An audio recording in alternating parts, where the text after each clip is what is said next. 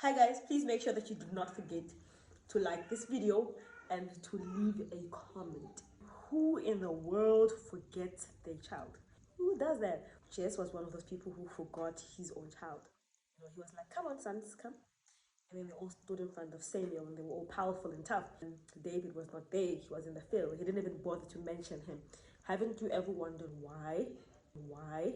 That's what we're going to talk about today. Hello believers, if you are here for the first time, please make sure that you do press the red subscribe button down below.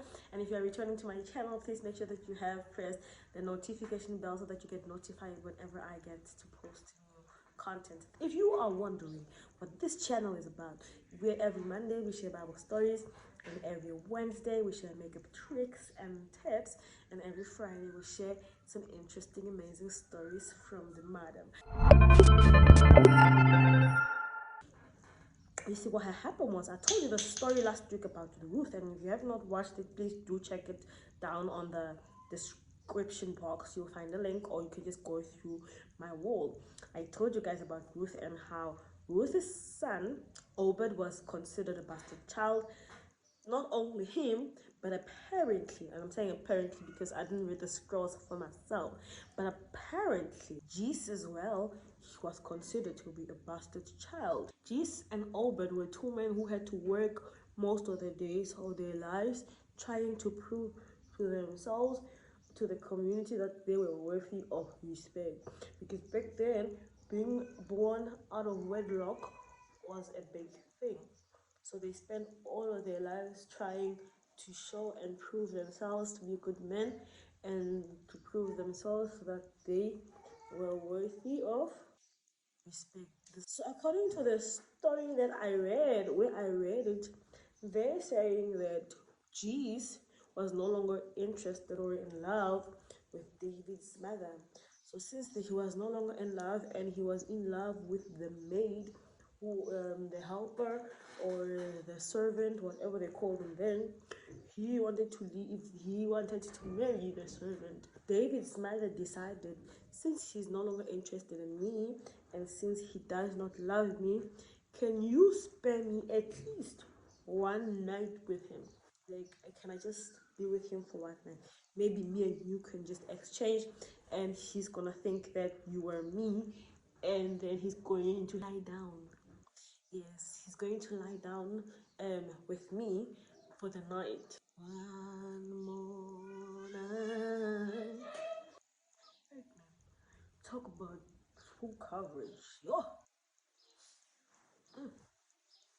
Hey, it's delivered. Hey, I look like a ghost. So I'm gonna take a dark foundation by Revlon just to contour my nose. So the maid had pity on Nespa. Like, I hope I've spelled her name right. She had pity on her, Nespa, who was David's mother. If I didn't spell, I'm not saying the name right, you Google it and send me a video telling me how to say it. So she had pity on her and she decided, it's okay, it's fine. We will do the same thing that Leah and Rachel do when they switched that night. And then after they switched, we will also switch, and then you'll take my place, and then you'll go with and be with him, because she knew that he had a desire to have more children.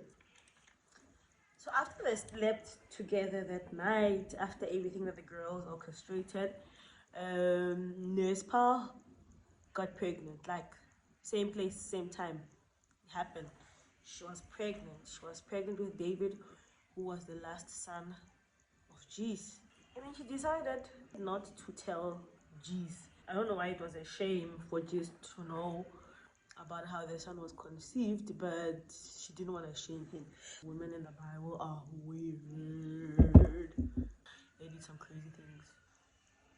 So she decided to keep everything to herself, and at first no one knew that she was pregnant. That's how secretive she was. She didn't tell anyone that she was pregnant, but they were bound to find out anyway. I mean, you can never keep a pregnancy secret forever.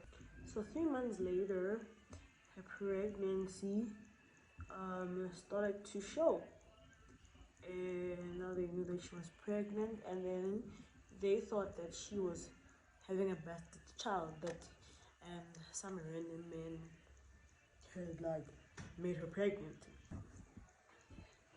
But of course, we already know that it was not some random man. It was him. It was Jesus who had made her pregnant. So when his sons found out that she was pregnant, they tried to take her life. They wanted to kill her.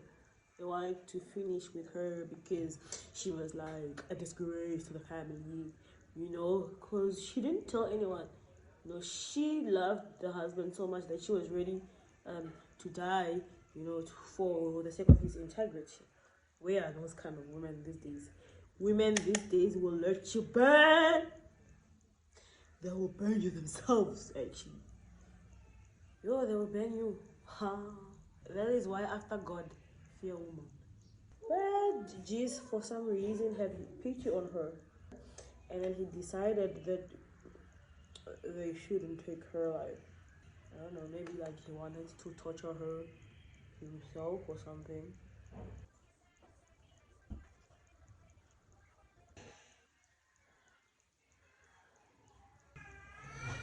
Yes.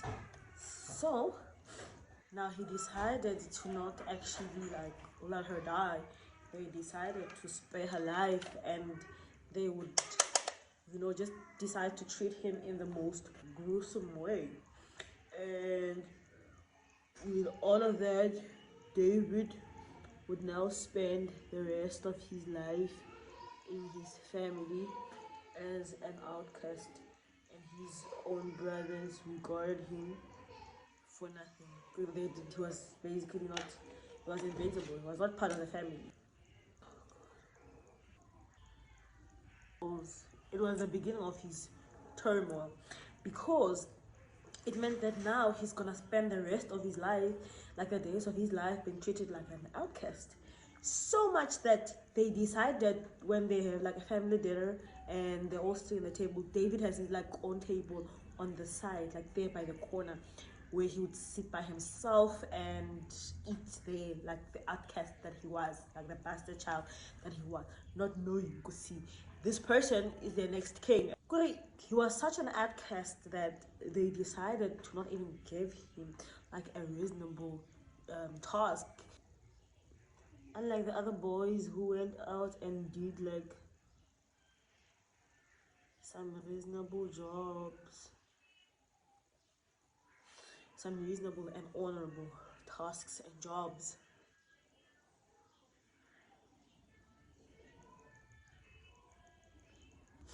They hated him so much that they made him a shepherd, hoping that when he's in the field busy tending his sheep, some wild animals would actually kill him.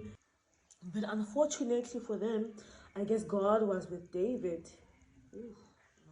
When he was giving an introduction, he was like, I was in this field and I came across a lion and I killed it with my bare hands.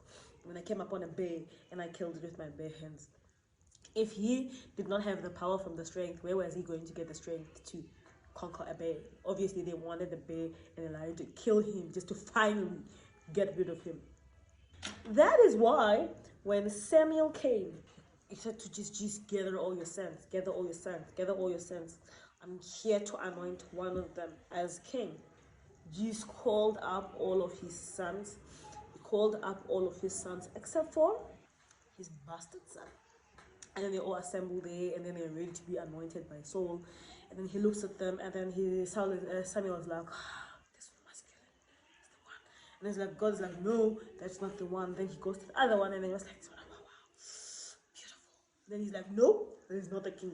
Then he goes to the other one, he's like, wow, tall. And then he's like, no, I don't want none of those.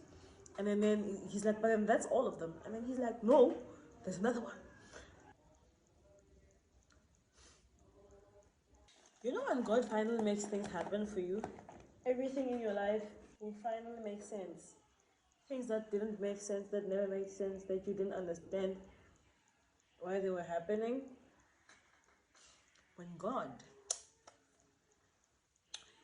comes through,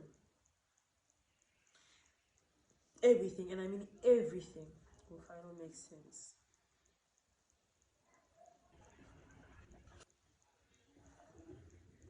Ooh, I really went in with that blusher.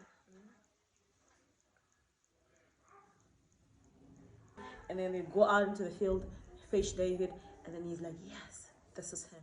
This is the one. This is the one that I want to anoint as king. Imagine his face, his emotions, the face and the emotions of the brothers, to find out that the one that they had despised was actually the chosen one. Are people trying to get rid of you? Are people regarding you for nothing, and you are the least important at your place, at your workplace, in the community? Hmm? Just remember the story of David, the most regarded, the bastard's child. God had a purpose with his life. The same way he might have a purpose with the life of the person that is actually at the end of the screen watching this today. Don't ever give up. Don't ever give up. God is going to make a way for you somehow. You know, it might be not at the time where you expect him to, but somehow. But the sad thing is, it didn't stop there from happening. Even after he was anointed as king, they couldn't bring themselves to believe it, that this person was really king. You know, they couldn't take it in.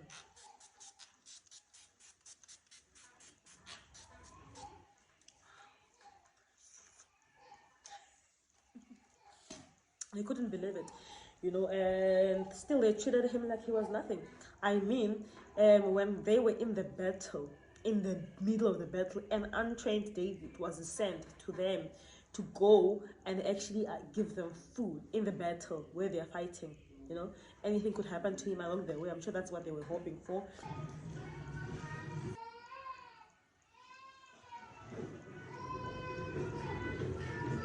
So they didn't go into the battle, and you know what he did? He proved them wrong. He proved them wrong, and God gave him victory over Goliath. God gave him victory over Goliath, and what they had hoped would have killed David just made him more powerful. Qualified to be used by God. It is not you who decides whether you're qualified to be used by God or not. It's God who chooses who He wants to use.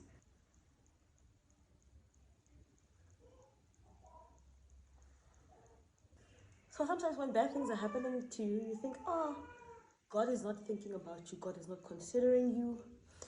God doesn't have plans, and big plans for that matter, for you. But He's an awesome God. Always remember that no matter what happens, He's an awesome God. He loves you. He's amazing. Make sure that you subscribe. Thank you for watching. I love you guys. Bye.